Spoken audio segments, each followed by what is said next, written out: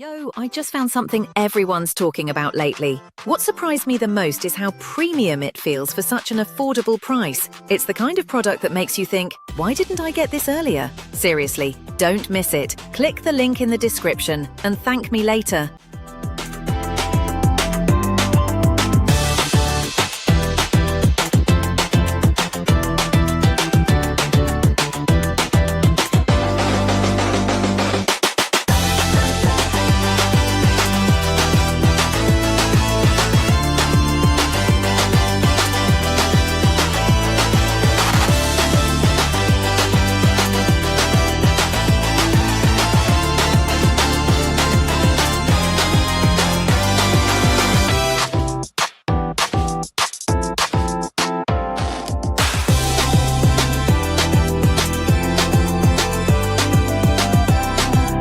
Yo, I just found something everyone's talking about lately. What surprised me the most is how premium